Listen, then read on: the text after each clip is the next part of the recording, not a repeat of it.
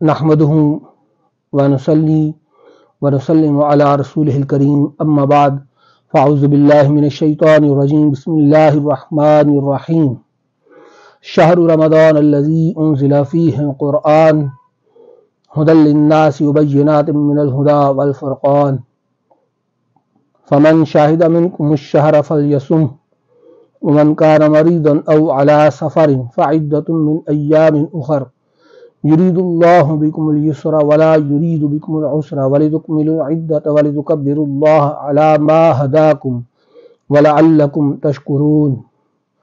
सदक़ल्लाहु मौलाना व सदक़ रसूलुहुन नबियुल करीम।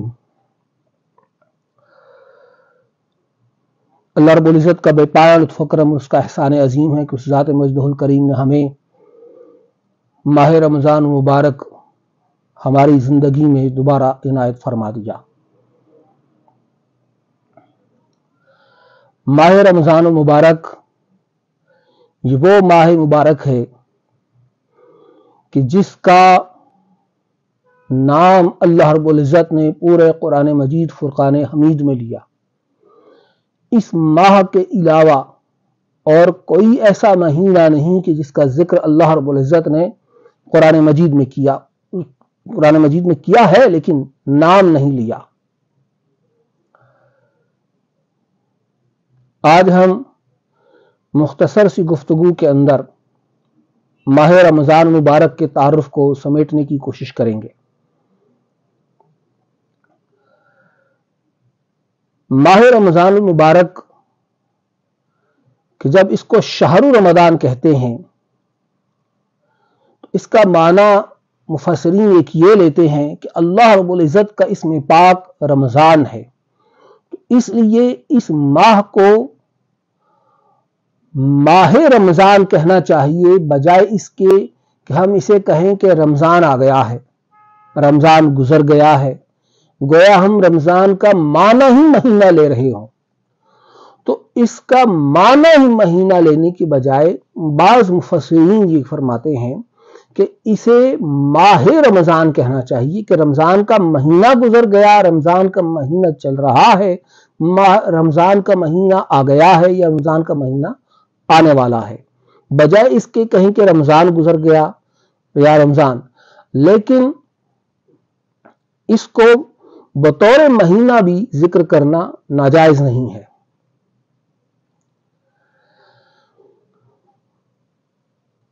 माह रमज़ान मुबारक के तारुफ के हवाले से जो आया करीमा मैंने आपके सामने तिलावत करने का शर्फ हासिल किया है, यह सूरह बकरा की आयत नंबर 185 है। इस आयत मुबारका के अंदर अल्लाह रब्बुल इज़्ज़त ने फरमाया है, मैं तर्जुमा पेश करता हूँ, तर्जुमा हुज़ूर शेखुल इस्लाम का। वो फरमाते हैं कि रमज़ान का महीना वो है जिसमें कुरान उतारा गया है, जो लोगों के लिए हिदायत है और जिसमें रहनुमाई करने वाली और हक़ व बातिल में इम्तियाज करने वाली वाज़ेह निशानियां हैं।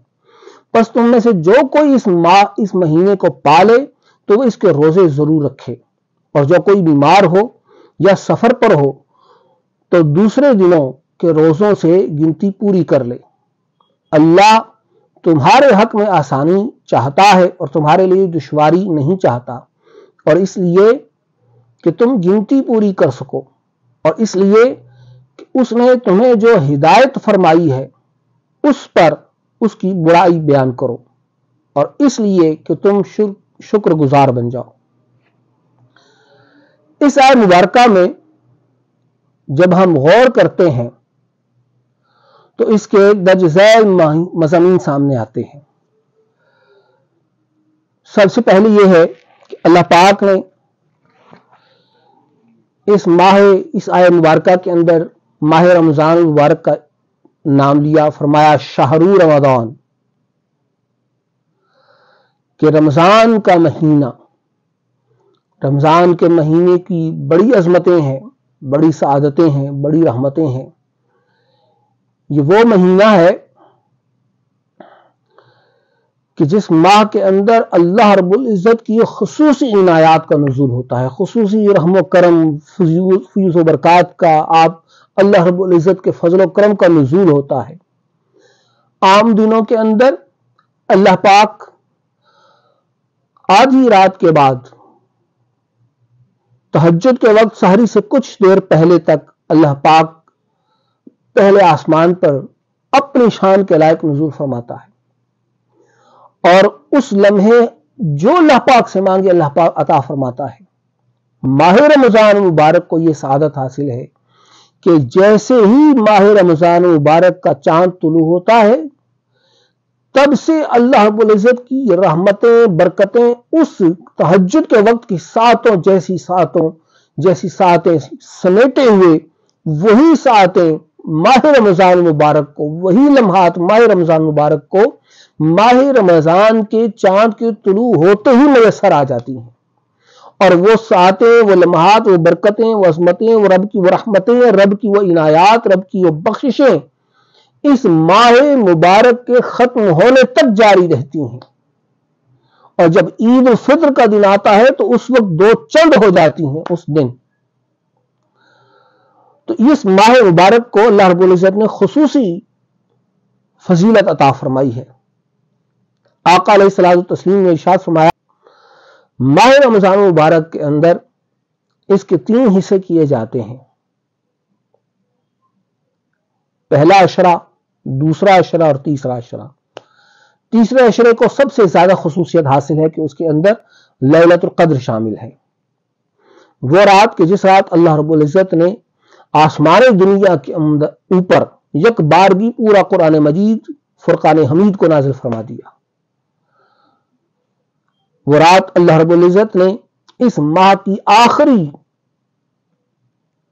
10 راتوں میں سے طاق راتوں میں پوشیدہ کر رکھا ہے، اس رات کو، لیلۃ القدر کو۔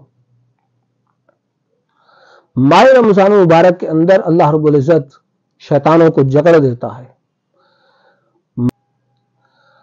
ماہ رمضان مبارک کے اندر جیسے عام ہم دیکھتے ہیں کہ لوٹ سیل ہوتی ہے، لوگ، آپ کو پتا ہوگا، یہ سب کو معلوم ہے کہ جو لوگ خرید و فروخت کرتے ہیں، مارکیٹ جاتے ہیں، ہر ایک کبھی کسی سپر مارکیٹ کی طرف سے سیل لگائی جاتی ہے، کبھی کسی ایک دکان کی طرف سے سیل ہوتی ہے، کبھی حکومت کی طرف سے، کبھی بہت بڑی مارکیٹس کی، کبھی کسی ایجنسی کی طرف سے سیل لگائی جاتی ہے۔ اللہ رب العزت کی طرف سے ماہ رمضان کے اندر نیکیوں کی لوٹ سیل ہوتی ہے، یعنی عام دنوں کے اندر جو نفل ہم ادا کرتے ہیں اس کا ثواب نفل کے برابر ہے، اور ماہ رمضان کے اندر وہی نفل ادا کریں تو اس کا ثواب فرض کے برابر ملتا ہے، اور جب فرض ادا کرتے ہیں تو اس کا اجر اللہ رب العزت 70 گنا عطا فرما دیتا ہے۔ یہ سب حسب اخلاص، حسب خلوص اور حسب خشوع و خضوع، اور اللہ رب العزت اپنی نیت کے خالص ہونے کے ساتھ تعلق رکھتا ہے کہ کسی شخص کی کتنی نیت خالص ہے، اس کو اللہ رب العزت اس کے حساب سے کسی کو 70 گنا اجر عطا فرما دیتا ہے، کسی کو 100 گنا تک اللہ رب العزت اجر عطا فرما دیتا ہے۔ تو ماہ رمضان مبارک کو یہ بہت بڑی خصوصیت حاصل ہے۔ تو پہلا مضمون اس آیہ مبارکہ کا شہر رمضان ہے، ماہ رمضان کا مہینہ۔ اللہ رب العزت ہمیں توفیق دے کہ ہم اس ماہ کی عظمتوں کو، سعادتوں کو سمیٹیں، اور اس ماہ کو ایسے ہی جانے نہ دیں، بلکہ اس ماہ سے ہم اللہ رب العزت کی جو رحمتیں برکتیں نازل ہو رہی ہیں اس کو اپنے قلوب و اذہان پر طاری کریں، اس کو حاصل کریں۔ اس آیہ کریمہ کے دیگر مضامین ہم انشاءاللہ العزیز بعد میں ذکر کریں گے۔ اللہ رب العزت ہمارے حال پر رحم فرمائے۔ اور جاتے جاتے ایک حدیث مبارکہ میں آپ کے سامنے عرض کر دینا چاہتا ہوں، جس کا مفہوم یہ ہے کہ آقا علیہ الصلوۃ والتسلیم ایک بار مسجد کے اندر داخل ہوئے۔ مسجد کے آپ خطاب کے لیے جب مسجد کے محراب پر، منبر پر جلوہ افروز ہونے لگے، اور اس کی پہلے قدم پر آپ نے قدم رکھا، پہلے زینے پر قدم رکھا، پہلی سیڑھی پر قدم رکھا تو آپ نے فرمایا آمین۔ دوسرے زینے پر قدم رکھا تو سرکار نے فرمایا آمین۔ پھر تیسرے زینے پر قدم رکھا تو سرکار نے فرمایا آمین۔ صحابہ نے عرض کیا یا رسول اللہ صلی اللہ علیہ وآلہ وسلم، آخر یہ کیا ماجرا ہوا؟ آپ کس بات پر آمین فرما رہے تھے؟ آپ نے فرمایا جب میں نے منبر کے پہلے زینے پر قدم رکھا، مفہوم ہے حدیث پاک کا، تو سیدنا جبریل علیہ السلام نے فرمایا کہ جس نے اپنے والدین کو بڑھاپے میں پایا، والدین کے بڑھاپے میں جس نے اپنے والدین کو دیکھا اور وہ جنت حاصل نہ کر سکا ان کی خدمت کر کے، وہ شخص، اس شخص کی ناک خاک آلود ہو۔ میں نے کہا آمین۔ جب دوسرے زینے پر قدم رکھا تو سیدنا جبریل علیہ السلام نے فرمایا کہ جس کے سامنے میرا ذکر کیا جائے اور اس نے وہ مجھ پر درود نہ پڑھے صلی اللہ علیہ وسلم، اس کی ناک خاک آلود ہو۔ میں نے کہا آمین۔ تیسرے سینے پر جب میں نے قدم رکھا تو سیدنا جبریل علیہ السلام نے فرمایا کہ جس نے رمضان کا مہینہ پا لیا اور وہ اپنی بخشش نہ کروا سکا، اس کی ناک بھی خاک آلود ہو۔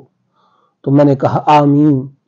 آپ اس حدیث مبارکہ سے اندازہ لگا لیجئے کہ ماہ رمضان المبارک کا اللہ رب العزت کے ہاں کتنا مقام و مرتبہ ہے کہ جو شخص بھی اس ماہ کو پا لیتا ہے اور پھر اپنی نیکیاں کرنے میں لگ جاتا ہے، اپنے گناہوں کو معاف کروانے میں لگ جاتا ہے، رب کی بارگاہ میں خشوع و خضوع کے ساتھ جھک جاتا ہے اور اس سارا مہینہ خلوص دل کے ساتھ، خلوص نیت کے ساتھ عبادت کر کے گزارتا ہے، نیکیاں کما کے گزارتا ہے، ثواب کما کے گزارتا ہے، تو اللہ رب العزت اسے ضرور بخش دیتا ہے۔ کوئی وجہ نہیں کہ اسے نہ بخشے۔ اس کے باوجود اگر وہ پھر بھی نہ کوئی شخص ایسا ہو جو اس مہینے کو پائے اور پھر عبادت نہ کرے، تو آقا علیہ السلام نے فرمایا کہ اس کی ناک خاک آلود ہو جائے، اور آپ نے فرمایا آمین۔ تو کہنے کا مقصد یہ ہے کہ اس ماہ کو اللہ رب العزت نے ہمیں عطا فرما دیا ہماری زندگی میں، تو ہمیں اس کا فائدہ اٹھانا چاہیے۔ اللہ رب العزت ہمارے حال پر رحم فرمائے اور ہمیں اس ماہ کی سعادتوں کو سمیٹنے کی توفیق عطا فرمائے۔ وما علینا الا البلاغ۔